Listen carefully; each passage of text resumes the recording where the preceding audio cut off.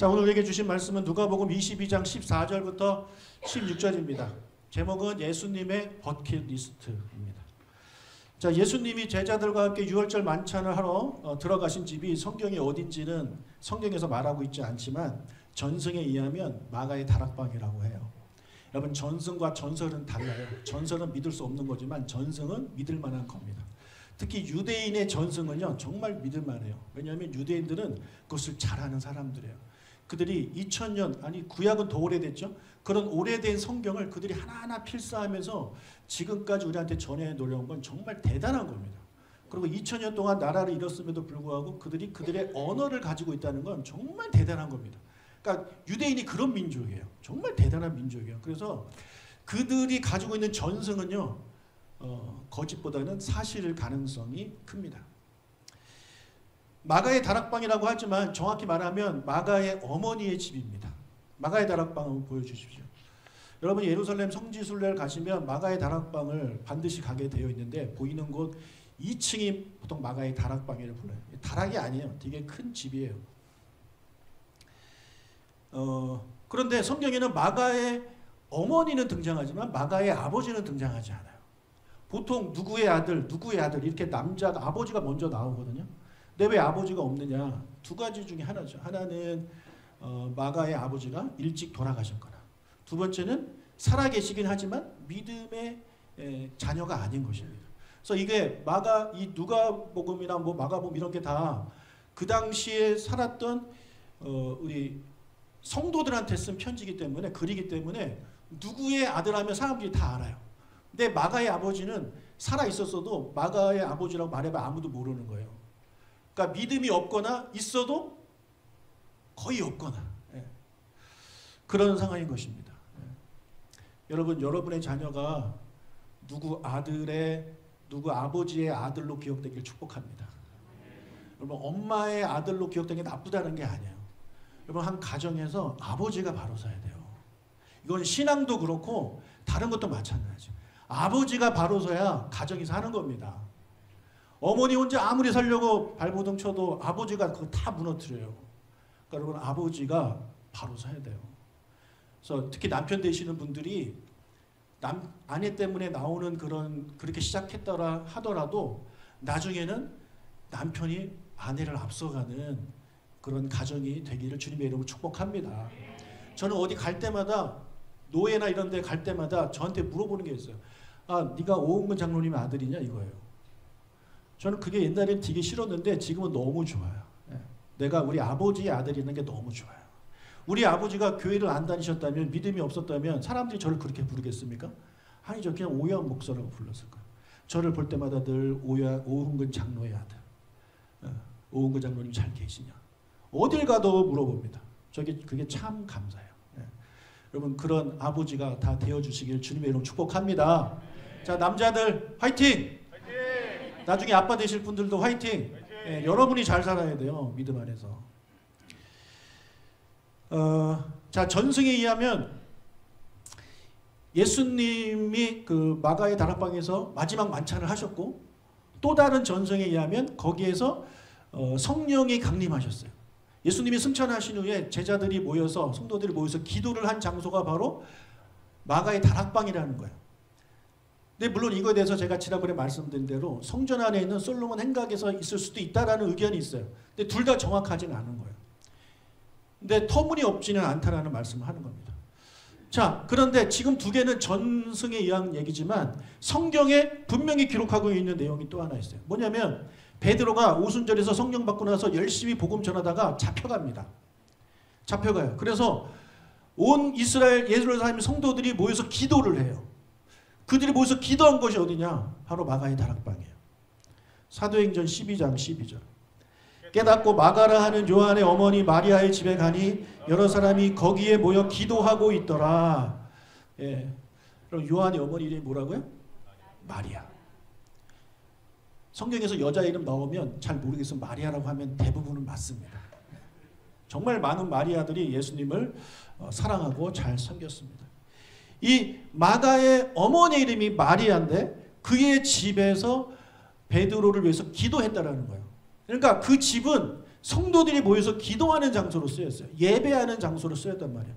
그러니까 이들이 생각하기에 오순절 성령 강림도 이때랑 별로 시간적 차이가 없기 때문에 그때도 마가의 다락방에서 했을 것이다 라고 추측을 하고 그런 전승이 내려오는 것이죠. 여러분 우리 교회도요 마가의 다락방과 같은 곳이 있습니다. 예, 리브가 하우스입니다. 혹시 가보신 분 계신가요? 우리 청년들은 매주 가는데 여러분 그래서 좀만 올라가면 리브가 하우스라고 있어요. 거기도 2층이에요. 다락방이네요. 그죠? 리브가의 다락방입니다. 우리 권사님이 몇 년째 자기의 집을 우리 교인들을 위해서 모일 수 있도록 내어주셨어요. 그래서 우리 청년들이 매주 모임을 하고 있습니다. 여러분 이것은 정말 쉬운 일이 아닙니다. 그렇죠? 여자분들. 누가 할 수 있겠습니까 이거. 집은요 어떤 공간이에요? 내가 쉬는 공간이에요. 막 어질러도 괜찮고 막 그런 공간이란 말이에요. 그런데 그런 공간을 남에게 매주 그것도 20명 가까이 되는 사람들한테 그것도 더러운 청년들한테 예? 이 집안 청소 잘 안 하는 청년들한테 그거를 빌려준다? 그거 정말 어려운 겁니다. 우리 집도에 아무나 못 옵니다. 왜냐하면 우리 집사람이 허락을 안 하기 때문에. 누구 데리고 가려면 허락을 맡아야 돼요. 가도 돼요. 그러면 이제 청소해야 된다고. 이렇게 어려운 거예요. 그래서 요즘은 신방도 집에서 안 받아요. 대부분 사람들이. 그냥 커피숍 가서 받습니다. 그게 요즘 시대예요. 근데 이런 시대에 우리 권사님이 매주 자기 집을 성도를 위해서 제공한다? 정말 놀라운 일이고 하나님 사랑과 이웃 사랑이 없다면 불가능한 겁니다. 우리 이곳에 오시면 집사님한테 박수 한번 할까요? 권사님한테. 네. 이거 박수 받아 마땅합니다. 우리 권사님 덕분에 우리 교회가 어느 정도 좀 그 장소의 부족을 좀 해결됐습니다. 나중에 권사님이 이제 못하겠습니다라고 하면 여러분 어떻게 해야 돼요? 또 만들기 전에 어떻게 빌려주다가 이제는 안 빌려줘? 사람이 변했네? 옛날이 아니네? 권사대들이 뭐 변했네? 이러면 됩니까? 안 됩니까? 안 돼요. 권사님 그동안 감사했습니다. 잘 썼습니다. 박수 쳐드리고. 그죠? 감사패 드리고.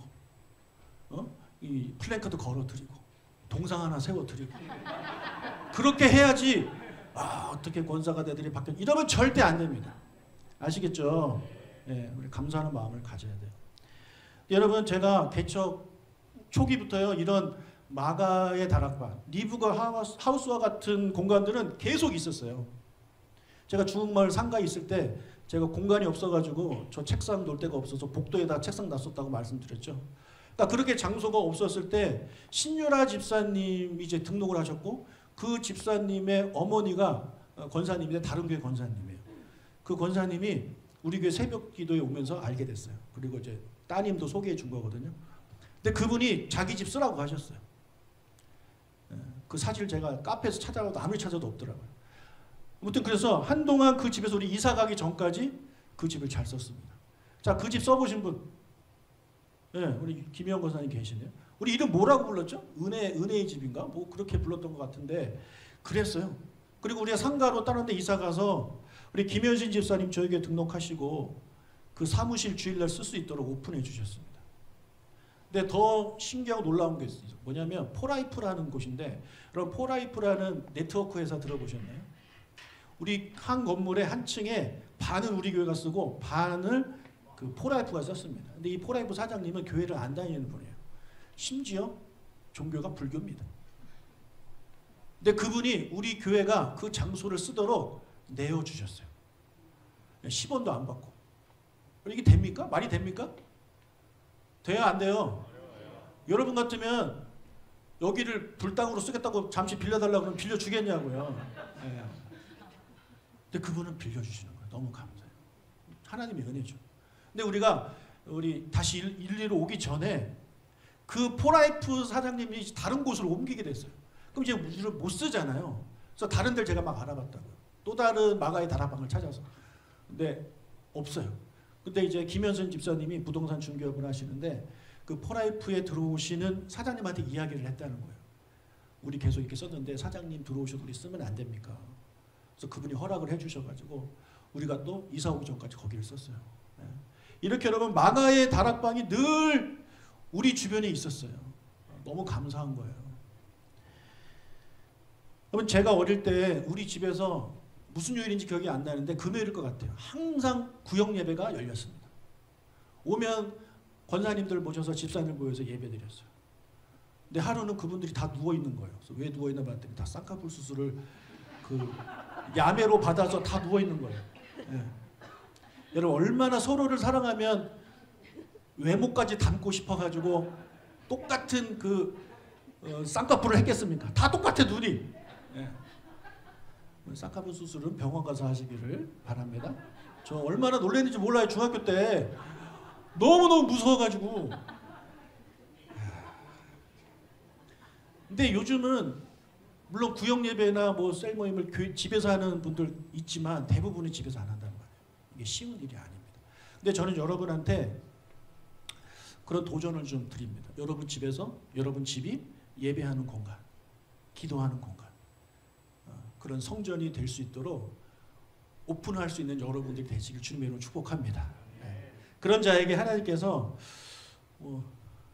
알아서 복 주시지 않을까 싶습니다. 네. 여러분 그 집에 살았던 마리아의 집에 살았던 마가는요 무엇을 받겠어요? 자기 집에 예수님이 오는 걸 경험합니다. 와, 예수님이 와요. 제자들도 와요. 여러분 그 당시에 예수님은요 슈퍼스타예요. 만나고 싶어도 못 만나요. 근데 그분이 우리 집에 와요. 제자들도 와서. 그리고 그분이 제자들과 함께 발을 씻기고 밥을 먹고 웃고 이런 걸 다 들어요. 얼마나 좋았겠어요. 나중에 그의 집에서 성도들이 모여서 막 기도를 하는데 성령이 임해요. 자기 집에 성령이 임해요. 자기 집에. 그 당시에 그 현장에 저는 마가가 있었을 거라고 생각합니다. 마가가 얼마나 놀랐을까요? 얼마나 좋았을까요? 생각해 보세요. 여러분의 집에 예수님이 오시고 성령님도 오세요. 두 분 중에 한 분만 와도 너무 좋을 텐데 두 분이 다 오셨단 말이에요. 여러분 집에. 마가가 얼마나 좋았겠어요. 그뿐만 아니라 그의 집에 성도들 제자들이 모여서 기도를 해요. 베드로를 위해서 기도해요. 그랬더니 놀라운 기적이 일어났어요. 그리고 나중에 풀려난 베드로가 또 자기 집으로 와요. 자기 집에 성령님 오지, 예수님 오지, 베드로 오지 다 옵니다. 나중에 여기 바울도 갔을 것 같아요. 당연히 가요. 왜냐하면 그건 나중에 말씀드려요. 그러니까 그 집은요 정말 초대교회에 있어서 예루살렘 교회에서 없어서는 안 되는 그런 집이에요. 그럼 그런 집에서 자랐던 마가가 신앙이 어떻겠어요? 훌륭하겠어요? 안 훌륭하겠어요? 안 훌륭한 게 이상한 겁니다. 그럼 마가가 나중에 책을 한 권 씁니다. 무슨 책일까요? 마가복음입니다. 마가복음. 여러분 마태, 마가, 누가, 요한복음 중에서 가장 먼저 써진 책은 뭘까요? 그쵸? 어떻게 알아? 네. 마가복음이 제일 먼저 쓰여졌어요. 마태복음과 누가복음은요 그 마가복음을 가지고 참고를 해서 쓴 책이에요. 요한복음 완전히 나중에 요한이 따로 쓴 책이고. 그러니까 마가가 그 마가복음을 쓸 때만 해도 복음서는 없었던 겁니다. 마가복음을 마가가 썼기 때문에 누가복음도 있는 거고 마태복음도 있는 거예요. 여러분 그 마가복음을 마가가 어떻게 썼겠어요? 예수님 만나기 전 예수님이 옛날에 하셨던 일 어떻게 알겠어요? 베드로한테 배우는 겁니다. 베드로가 다 가르쳐줘요. 얘기해줘요. 그러니까 이 마가는요 베드로하고도 친해지는 거예요. 좋은 관계를 맺은 거예요. 나중에 이 마가는요 또 누구랑 관계를 맺냐면 바울과도 깊은 관계를 맺습니다. 뗄래야 뗄 수 없는 그런 관계가 됩니다. 그러니까 너무너무 이 마가는 좋은 환경에서 이제 신앙생활을 한 거죠. 자, 이 마가가 어머니의 그런 선한 영향만 있었던 게 아니에요. 마가의 어머니 마리아에게는 남자 형제가 한 명 있었어요. 형인지 오빠인지 남동생인지는 모르겠지만 그의 이름은 요셉입니다. 요셉. 여러분 성경에 이름에 요자 들어가면 거의 대부분 괜찮다 보시면 돼요. 그 요셉이 누구냐? 사람들은 그를 요셉이라고 부르지 않았어요. 그렇죠. 별명이 있어요. 바나바예요. 바나바. 여러분 바나바가 무슨 뜻이냐면 격려하는 사람, 위로하는 사람이에요.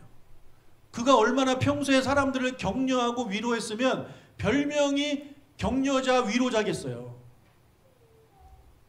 여러분 사람이 얼마나 먹어대면 별명이 식충이겠어요. 조금 뭐 어느 정도 먹는다고 식충이라 부르지 않잖아요. 그러니까 이 사람이 얼마나 입을 열 때마다 격려하고 위로했으면 사람들이 요셉이라는 이름은 모르고 바나바라고 기억을 하겠습니까? 이 바나바가 그의 마가의 삼촌이에요. 그 삼촌이 자기 조카 마가를 또 위로하고 격려했겠죠. 그런 내용들이 성경에 나옵니다. 여러분 바나바가 이 마가의 다락방에서 초기 교회 성도들이 모였을 때 이 사람이 그때 장가를 갔는지 안 갔는지는 성경에 나오지 않기 때문에 몰라요. 그런데 장가를 안 갔었을 것 같아요. 제 생각에. 그가 결혼을 했다면 그의 전 재산을 함부로 팔 수가 없습니다. 누가 반대하겠어요? 와이프가 반대를 하죠. 여러분 남편이 전 재산 팔아서 교회에 바친다고 하면 여러분 오케이 하겠습니까? 네. 저희 아버지가 예수 믿고 나서 막 열심히 일해서 돈을 많이 버셔서 집을 하나 사려고 돈을 모았어요. 그걸 가지고 우리 아버지가 교회에 헌금을 했어요. 그래서 땅을 사고 건물을 지었어요. 그게 부성교회예요. 근데 그거를 알고 우리 어머니가 화가 나서 우리 아버지랑 이혼하려고 했어요. 어떻게 나한테 말도 없이 그렇게 하냐. 말했으면 엄마가 허락 안 할 거를 우리 아버지가 아셨기 때문에 그렇게 하신 거죠. 그래서 제 생각엔 바나바가 결혼 안 했을 것 같아요. 그래서 그냥 누나일 가능성이 크고 누나나 뭐 그 여동생 집에서 산 거죠. 살면서 그 집이 초기 교회 성도들이 모여서 기도할 수 있도록 제공하는데 이 바나바도 어느 정도 역할을 했을 것입니다. 그는 그 초기 예루살렘 교회 성도들이 어렵고 가난한 사람들이 대부분이었기 때문에 그들을 돕기 위해서 그는 전 재산을 팔아서 이 교회에 헌금을 한 사람입니다. 그래서 바나바가 솔선수범을 하니까 그를 따라서 많은 부자 성도들이 그의 그 재산을 내놓고 이제 헌금을 합니다. 그래서 바나바는 초대 예루살렘 교회에서 정말 상당한 그런 권위를 가진 사람들한테 좋은 선한 영향력을 끼치는 그런 사람이었다는 거죠. 그가 나중에 안디옥이라는 곳에 담임 목사로 갑니다. 그럼 안디옥은 성경이 두 개예요. 하나는 터키 동쪽 끝에 있는 시리아 위에 있는 이제 수리아에 있는 안디옥이고 또 하나는 터키 서쪽에 있는 비시디의 안디옥이에요. 근데 여기서 말하는 안디옥은 이 수리아 안디옥입니다. 거기 담임 목사로 가요. 근데 그 교회가 이방 선교의 전초 기지가 돼요. 그럼 이게 놀라운 일입니다. 왜냐하면 기록에 의하면 이 안디옥 교회 사람들, 이 안디옥에 살았던 사람들의 그 전반적인 성향이 뭐냐면 피곤한 스타일이에요. 그럼 피곤한 스타일 어떤 스타일인지 아시겠죠? 피곤한 스타일. 네. 그러니까 누군가 열심히 설득을 해도 언제나 시큰둥하고 누군가에게 열광하지도 않고 그냥 자기 잘난 맛에 사는 사람들이에요. 그러니까 아무리 얘기해도 듣지 않는 사람들 얼마나 피곤합니까? 좀 얘기하면 들어야지. 계속 얘기해도 듣지 않으니까 그냥 피곤한 사람이에요. 한 번은 이런 일이 있었어요. 뭐냐면 로마 황제가 이 안디옥을 방문했습니다. 그 변방을 방문했어요. 그러면 보통 어떤 일이 일어나냐? 사람들이 와가지고 열광하고 막 절하고 이런 일이 벌어져야 돼요. 우리나라에 교황이 오는 거 보십시오. 사람들 어떻게 반응을 하는지. 그런데 그 황제가 왔는데 사람들이 반응을 안 해요. 왔나 보다. 제가 황제냐? 그러고 그냥 지나가고 뭐 일하고 그러는 거예요. 그러니까 로마 황제가 이런 경험은 처음이야. 이런 수치를 당한 건 처음이야. 그래서 삐져가지고 나는 다시는 안디옥에 안 오겠다. 그리고 뒤도 돌아보지 않고 갔대요. 그게 역사의 기록에 남아 있습니다. 그 정도입니다. 이 안디옥 사람들이. 근데 그런 사람들이 예수 믿고 세워진 교회가 안디옥 교회예요. 근데 여러분 예수 믿지만 사람이 갑자기 확 변하나요? 성향이 확 변하나요? 피곤한 사람이 예수 믿으면 그 사람은 피곤한 그리스도인이 되는 거예요. 저 여러분 때문에 피곤합니다. 좀 말을 하면 좀 들으십시오. 자, 그런 피곤한 성도들을 데리고 이 사람이 얼마나 격려하고 위로하고 도전을 줬으면 이 교회가 역사상 최초로 이방 선교에 앞장서는 그런 교회가 돼요. 이걸 누가 했냐면 바나바가 한 거예요.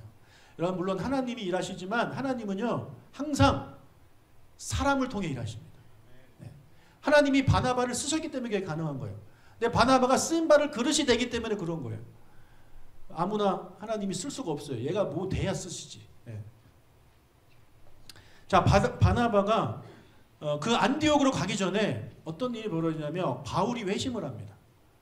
예수 믿는 사람 죽이러 다니다가 담에서 가다가 이제 회심을 해요. 주님 만나가지고. 그래서 하나님이 바울한테 너 이제 이방의 복음을 전하는 사도가 되라 그러잖아요. 근데 사람들이, 그리스도인들이 이 사람을 받아주지 않아요. 못 믿겠거든요. 예, 얼마 전까지만 해도 예수 믿는 사람 죽이겠다고 하던 사람인데 그 사람을 어떻게 믿습니까? 예, 사실은 우리를 더 죽이기 위해 우리가 몰래 숨어서 카타콤에서 예배하고 막 그런 장소를 알아내기 위해서 거짓으로 예수 믿는다고 할 수 있잖아요. 그러니까 사람들이 받아주지를 않는 거예요. 그래서 사도 바울이요 무려 13년 동안 혼자 사역합니다. 그 중에 3년은 예수 믿고 나서 아라비아에 가서 주님 만나는 시간을 갖고 이제 사역하려고 했지만 아무도 안 받아주고 아무도 안 일어나는 거예요. 아니 아무도 안 받아주고 아무도 같이 일하려고 하지 않는 거예요. 그러니까 어떻게 혼자 해야죠. 어디 가서 사역을 하냐면 그의 고향 다소에 갑니다. 다소에 가서 다소곳이 이렇게 혼자 사역을 하는 거예요. 근데 그런 바울을 찾아간 사람이 누구냐? 누굴까요? 바나바예요. 여러분 다 알고 있네. 근데 그 거리가 얼마나 되느냐? 약 220km입니다. 우리 지난번 제가 말씀드린 대로 우리 터키 선교 가가지고 그 길을 제가 가면서 얼마나 감동을 받았는지 몰라요. 여러분 차로 가도 몇 시간 가야 돼요. 근데 그런 거리를 그 옛날에 모르겠어요. 바나바가 돈이 많았으면 말을 타고 갔을 것이고 아니면 걸어갔을 겁니다. 왕복이니까 440이 넘는 거리죠. 근데 내가 바울을 데리러 간다고 이 사람이 설득당한다는 보장도 없어요. 그대로 그는 가는 거예요. 왜요? 바울을 격려하고 바울을 위로하기 위해서. 여러분 이게 바나바예요. 정말 멋있는 사람 아닙니까? 그래서 그의 바나바의 격려와 위로 때문에 사도 바울이 힘을 얻어서 놀라운 사역을 합니다. 그러니까 사도 바울이 될 수 있었던 거는 이 바나바의 역할이 너무너무 컸다라는 거죠. 그가 바로 마가의 삼촌이에요. 같은 집에 살았던 마가의 삼촌이에요. 보고 배웠겠어요? 안 배웠겠어요? 나중에 바나바가 이제 바울과 선교 여행을 이제 가게 됩니다. 근데 첫 번째 선교 여행 때 바나바가 우리 마가 데리고 갑시다 그래요. 왜요? 얘를 믿음의 일꾼으로 키우기 위해서죠. 그리고 아무리 교회에서 성경 공부 배우고 해봐야 믿음이 자라면 얼마나 자라겠어요. 근데 여러분 선교 가면 아이들이 잘합니다. 선교 가서 좀 현장도 보고 성령이 역사하시는 것도 경험하고 때로는 핍박도 좀 받아보고 이러면 아이들이 믿음이 자라는 거예요. 마찬가지예요. 그래서 바나바도 이 마가를 좀 믿음 안에서 세우기 위해서 일꾼으로 세우기 위해서 선교지에 데리고 가는 거예요. 근데 너무 힘들었어요. 너무 힘들어가지고 마가가 중간에 도망가 버립니다. 이런 부잣집 아들들이 고생하는 거를 잘 못 참잖아요. 그죠? 힘들게 살아본 적이 없는 애예요. 그러니까 중간에 도망가요. 그러니까 그때만 해도 마가의 믿음이 그렇게 강하진 않았던 거예요. 그러니까 선교 갈 만큼 믿음은 있는데 그것을 이겨낼 만큼의 믿음은 안 되는 사람이 마가였습니다. 근데 그가 나중에 어떤 사람이 되느냐? 이 바울이 죽을 때까지 의지했던 사람이 바로 마가예요. 마가를 데리고 오라. 그러니까 사도 바울이 죽기 전에 마가가 너무 보고 싶은 거예요. 마가가 힘이 되니까 마가를 데려와라. 마가를 데려와라. 그리고 이 마가가 아까 말씀드린 대로 마가복음이라는 글을 쓰는 이 초대교회의 위대한 지도자가 됩니다. 그러니까 이런 영향이 그에게는 그의 어머니에게 있었고 그리고 삼촌한테 그게 있었단 말이에요. 저는 여러분이요 이 마가의 어머니와 마가의 삼촌처럼 여러분의 자녀들한테 그런 좋은 영향력, 믿음의 영향력을 끼칠 수 있는 아버지가 되시고 어머니가 되시고 삼촌이 되시길 주님의 이름으로 축복합니다. 여러분이 열심히 해야 돼요. 여러분이 열심히 안 하는데 아이들이 열심히 하겠습니까? 여러분이 열심히 찬양 안 하는데 아이들이 열심히 찬양하겠어요? 여러분은 안 하면서 아이들한테 하라고 하면 애들이 하겠습니까? 아이들은 보고 그대로 배우는 거예요. 그대로 배워요. 저는 우리 아버지를 보고 그대로 배웠어요. 제가 막 이렇게 뛰고 이런 거 우리 아버지한테 배워서 그래요.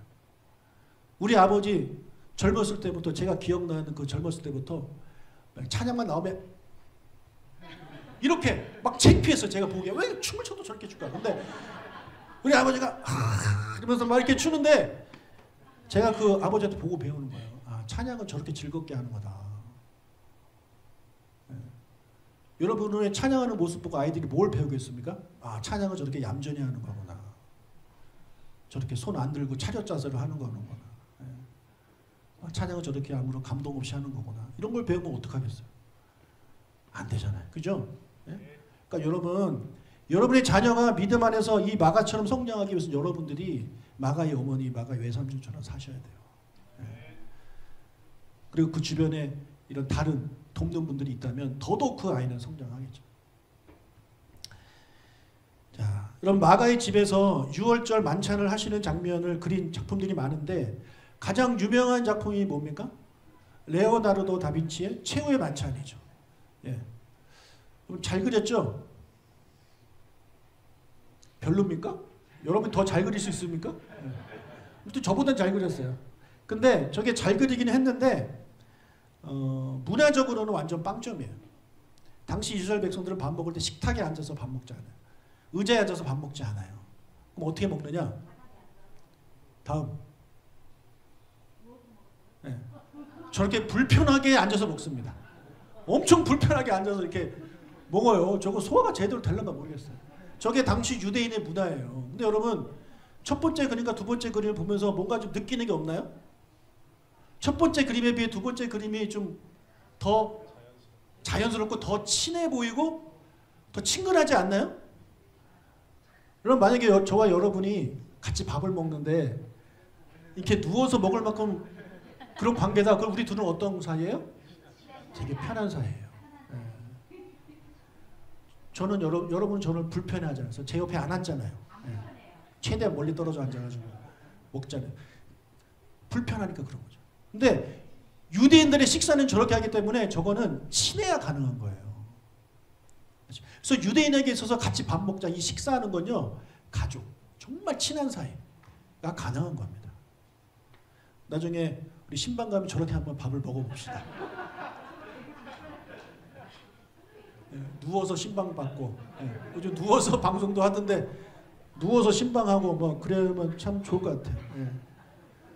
우리 한결이 저랑 대화할 때 항상 누워 있습니다. 제가. 왜요? 그게 가족이니까. 가족이니까. 근데 우리 김장식이가 우리의 가족이 됐잖아요. 이번에 추석 때 우리 장모님 댁 갔는데 거기 장식이가 있는 거예요. 그래서 네가 왜 거기서 나오냐. 근데 장식이는 저의 가족이 됐지만 아직 불편하니까 애가 이렇게 눕지를 못해요.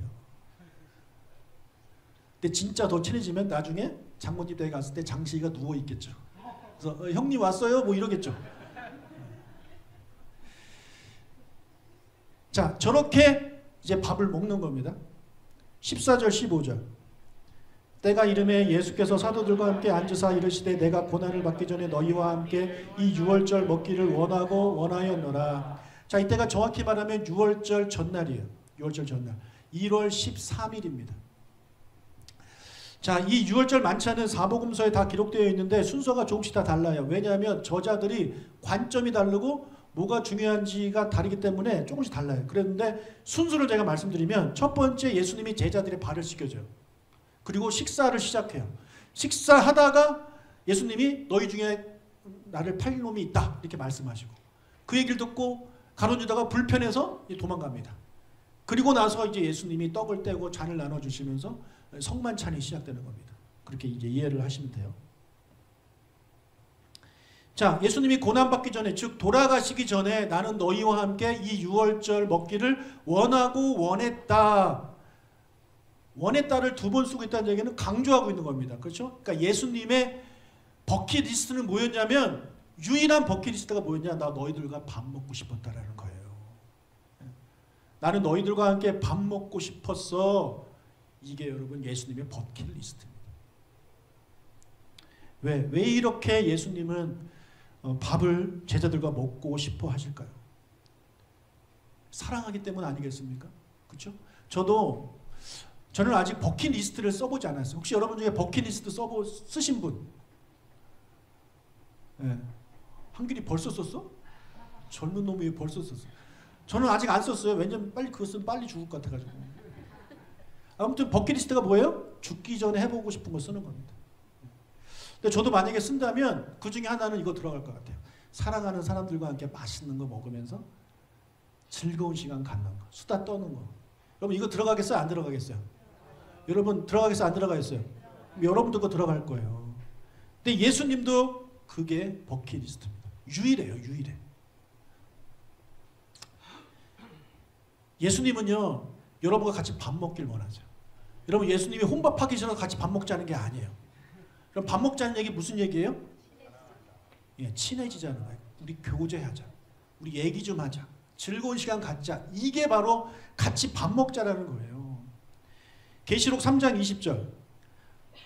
볼지어다 내가 문 밖에 서서 두드리노니 누구든지 내 음성을 듣고 문을 열면 내가 그에게로 들어가 그와 더불어 먹고 그는 나와 더불어 먹으리라. 여러분 이 말씀은 퀴즈. 불신자에게 썼을까요? 신자들에게 썼을까요? 신자들한테 쓴 겁니다. 성도들한테 쓴 거예요. 밥 먹자. 우리 같이 밥 먹자. 그게 내 소원이다. 여러분, 그러니까 초대교회 성도들한테 썼다는 얘기예요. 여러분 초대교회 성도들이 믿음이 좋았을까요? 안 좋았을까요? 안 좋았을까요? 지금 우리와 비교해서 비교도 안 될 정도로 그들의 믿음이 좋았다고 저는 확신해요. 왜냐하면 그 당시 초대교회 사람들은요 목숨 걸고 믿었어요. 목숨 걸고. 정말 수많은 사람들이 목숨 걸고 죽어가면서 예수님 믿었단 말이에요.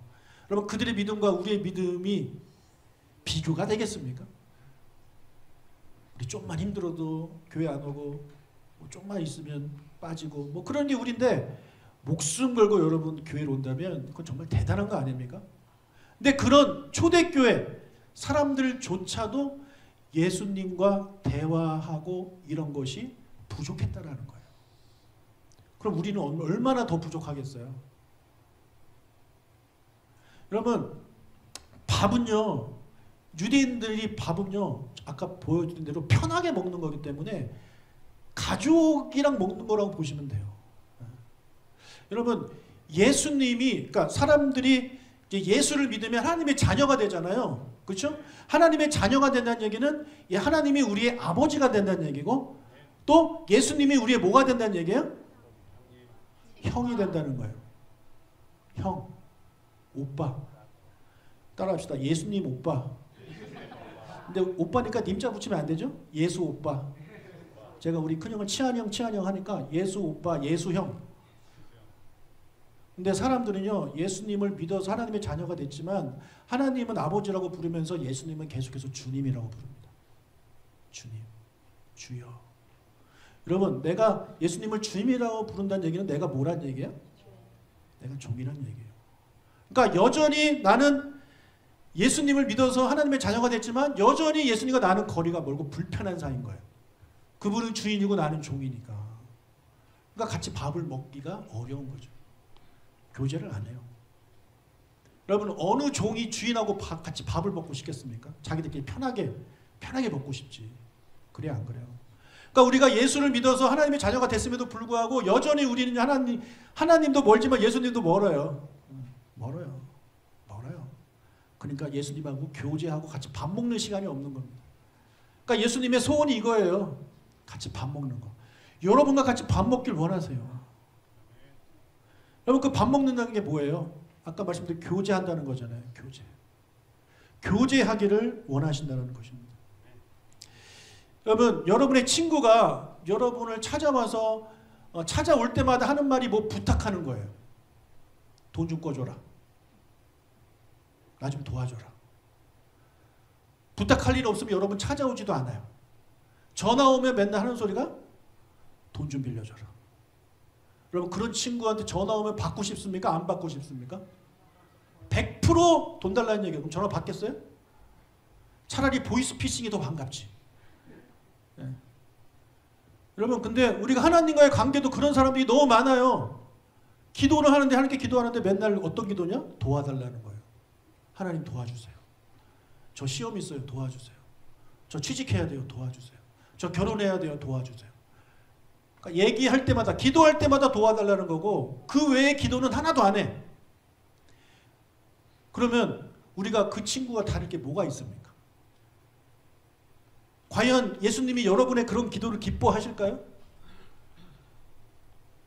기뻐하시겠냐고? 기뻐하지 않아요. 여러분이 그런 기도 가지고 아무리 2시간, 3시간, 4시간 해봐야 뭐 다른 사람들 옆에서 보면서 저 사람 믿음 좋다 할지 모르겠지만 들으시는 예수님 입장에서는요 힘들고 피곤한 겁니다. 그만 좀 해라. 그만 좀 해라. 여러분 진짜 교제는 뭡니까? 내 얘기만 하는 게 아니라 나만 부탁하는 게 아니라 이 사람 얘기도 들어주는 거잖아요. 그렇죠? 이 사람의 부탁도 들어주는 거예요. 이 사람 내 관심사만 얘기하는 게 아니라 이 사람의 관심사도 우리가 들어주는 게 그게 진짜 올바른 교제 아닌가요? 여러분 예수님의 관심사가 뭡니까? 여러분 예수님의 관심사는 뭐예요? 여러분 사람이 관심 있는 거에 대해서 이야기합니다. 그렇죠? 돈에 관심 있으면 입 열 때마다 돈 얘기해요. 어떻게 하면 돈 벌 수 있을 것인가. 그렇죠? 건강에 관심 있는 사람들은 어떻게 하면 건강할까. 그것만 이야기합니다. 주구장창. 자, 그 사람이 무슨 얘기를 하는지 보면 그 사람이 어떤 관심이 있는지를 알아요. 여러분 예수님이 가르치실 때마다 무슨 얘기 하셨나요? 하나님 나라. 그럼 예수님의 관심사는 뭐예요? 하나님 나라예요. 최대 관심사는 하나님 나라라고요. 그러면 우리가 하나님 나라에 대해서 우리도 관심을 가져야죠. 그렇죠? 맨날 우리 관심만 하나님께 얘기하고 하나님 저 이런 거에 관심 있어. 이거 필요해요. 이거 도와주세요. 저 이 길로 성공할 수 있도록 해주세요. 라고 내 관심사는 그렇게 이야기를 하는데 정작 예수님의 관심사는 몰라. 그게 무슨 친구고 그게 무슨 가족이고 그게 무슨 교제를 할 수 있습니까? 예수님의 관심사는 하나님 나라예요. 그럼 우리가 하나님 나라에 대해서 관심을 가지고 하나님 나라가 무엇인지 좀 알아가려고 하고 그렇죠? 하나님 나라에 대해서 더 배우는 노력이 있어야 되겠어요? 없어야 되겠어요? 있어야 되는 겁니다. 여러분 예수님께 부탁하려고만 하지 말고 우리도 예수님의 그 부탁을 들어줘야 돼요. 예수님이 여러분한테 하신 가장 큰 부탁은 뭡니까? 그쵸? 그겁니다. 제자 삼아라. 제자 삼아라. 가르쳐 지키게 하라. 이게 예수님이 저와 여러분에게 부탁하신 가장 큰 부탁이에요. 왜? 예수님의 관심은 하나님 나라거든요. 그러니까 하나님 나라가 이 땅에 어떻게 이루어지는지를 예수님은 아셔요. 그 방법이 뭐냐면 우리를 사용하시는 거예요. 그래서 우리가 가서 증인이 돼서 하나님 나라에 대해서 이야기를 해야 돼요. 그러니까 그것을 우리한테 부탁하신 거란 말이에요. 그러니까 우리가 하나님께 내 관심사 이야기하고 나 도와주세요만 할 게 아니라 우리도 예수님의 관심사도 알아야 되고 예수님의 부탁도 들어드려야 돼요. 그게 예수님하고 밥 먹는 거예요. 여러분 예수님이 얼마나 밥을 먹었습니까? 그동안. 얼마나 밥을 드셨나요? 일반적으로 부탁하고 부르짖고 그냥 돌아가시지 않았습니까? 심지어 그것도 하지 않았지는 않았나요? 여러분 예수님의 관심사는 여러분과 같이 밥 먹는 겁니다. 성경책 피세요. 성경책 피고 읽고 물어보고 여쭤보세요. 여러분 성경 읽는 것도 기도하는 시간이에요. 성경 읽는 것도 기도하는 시간이라고요. 왜요? 말씀 듣는 시간이거든요. 여러분 기도는 하나님과 대화하는 거라고 배웠죠. 그러니까 내가 말씀을 읽는다는 얘기는 하나님이 하시는 말씀 내가 듣는 거예요. 그럼 그 기도잖아요. 그렇죠? 읽다가 모르는 게 있으면 물어봐요. 하나님 이거 무슨 뜻입니까? 성령님 알려주세요. 그럼 성령님이 깨달음을 주세요. 아 그렇군요. 그럼 제가 어떻게 살아가야 될까요? 여쭤보는 거예요. 그럼 성령님이 또 마음에 어떤 감동을 주세요. 그럼 그게 뭐예요? 그게 큐티예요. 그게 큐티예요. 다른 게 큐티가 아니에요. 그러니까 큐티를 열심히 하는 분들은요. 매일 하시는 분들은 매일 예수님과 밥 먹고 계신 분이에요. 하나님이 기뻐하시겠어요? 안 기뻐하시겠어요? 기뻐하십니다. 기뻐하십니다. 정말 기뻐하십니다. 저도 그렇게 이쁜데 하나님이 얼마나 이뻐하시겠냐고요. 자, 본격적인 식사를 하시기 전에 예수님이 이런 말씀을 하셨어요. 16절. 내가 너희에게 이르노니 이 유월절이 하나님의 나라에서 이루기까지 다시 먹지 아니하리라 하시고. 우리 이거 말씀 그냥 지나갈 수 있는데 이거 너무너무 중요한 말씀이에요. 뭐냐면 자 하나님의 나라에서 이루기까지 유월절이 이루기까지 나는 다시는 먹지 않겠다. 이게 무슨 말이냐. 하나님의 나라에서 유월절이 이루어진다 할 때 이 이루어진다라는 원어를 보면 이런 뜻이에요. 가득 채우다 또는 완전하게 하다. 완전하게 되다. 그러니까 유월절이 완전하게 되는 거예요. 언제 완전하게 되냐면 주님이 다시 오시는 날 유월절이 완전하게 되는데 어떻게 완전하게 되느냐? 바로 어린 양의 혼인잔치로 완전하게 되는 겁니다. 유월절에도 먹고 마시죠. 포도주와 떡을 먹죠. 혼인잔치에도요, 떡과 포도주를 먹습니다. 그래서 예수님이 가나 혼인잔치 가셔가지고 물을 포도주로 만들잖아요. 왜? 포도주가 부족하니까. 그러니까 이 유월절에서 막 쓴 거 먹고, 뭐 다음 주에 말씀드리겠지만 쓴 거 먹고 막 급하게 먹고 이런 것들이 이제는 결혼식으로 완성이 돼서 여유롭게 행복하게 더 맛있는 거 먹는 그런 시간으로 정말, 그리고 그전에는 가족이었지만 이제는 신랑과 신부가 되는 그런 부부가 된다는 거 아니에요. 부부보다 더 친밀한 게 있나요? 이렇게 완성되는 거예요. 이거를 하나님, 예수님이 원하신다라는 거죠. 그러니까 2000년 전에는 예수님이 12명 데리고 이 좁은 방에서 그냥 그거 맛없는 거 이렇게 쓴 거 드셨지만 이제는 아니라는 거예요. 여러분, 그래서 이 말씀을 우리가 어떻게 이제 해석을 해야 되냐면, 나중에 내가 다시 올 때, 그때 어린 양의 혼인잔치가 진행이 되는데, 그때 나는 신랑으로 오고 너희들은 신부로 올 것이다. 그리고 그때 우리는 행복한 결혼식을 하고 즐거운 만찬을 갖게 될 것이고, 그때부터 영원히 우리는 부부가 되어서 친밀하게 살아갈 것이다. 그때까지 나는 먹지 않겠다. 그 의미는 뭐야? 그날을 기다린다는 거예요? 안 기다린다는 거예요? 기다린다는 거죠. 그날을 너무너무 사모한다는 거죠. 그 의미입니다. 그러니까 여러분, 예수님의 버킷리스트는요, 이 육신을 입고 이 땅에 살아가실 때도 돌아가시기 전에 버킷리스트가 여러분과 밥 먹는 거고, 나중에 왕으로 다시 오실 때도 가장 먼저 하고 싶은 게 뭐냐면 여러분과 밥 먹는 거예요. 그만큼 예수님은 여러분과 교제하고 싶으세요. 여러분, 예수님한테 좀 시간 좀 내주세요. 시간 좀 내주세요. 네. 여러분이 가장 시간 많이 내주는 게 뭡니까? 핸드폰입니다. 얘한테 여러분이 하루에 한 8시간, 10시간 낼걸요? 하나님한테 여러분 1시간 못 냅니까? 예수님한테. 금요일 저녁 시간 그렇게 내기 어려운가요? 예수님의 이 마음을 알면 어떻게 우리가 안 올 수가 있습니까? 여러분, 예수님의 저 마음을 좀 알아주셨으면 좋겠어요. 예수님이 얼마나 여러분과 밥 먹고 싶어 하는지. 저렇게까지 부탁을 하잖아요. 볼지어다. 내가 문 밖에 서서 두드리노니 제발 문 좀 열자. 그럼 내가 들어가서 너랑 같이 밥 먹고 싶다. 우리 같이 밥 먹자. 그런 우리가 되시길 주님의 이름으로 축복합니다. 그렇게 일주일 동안 살아가십시오. 아멘.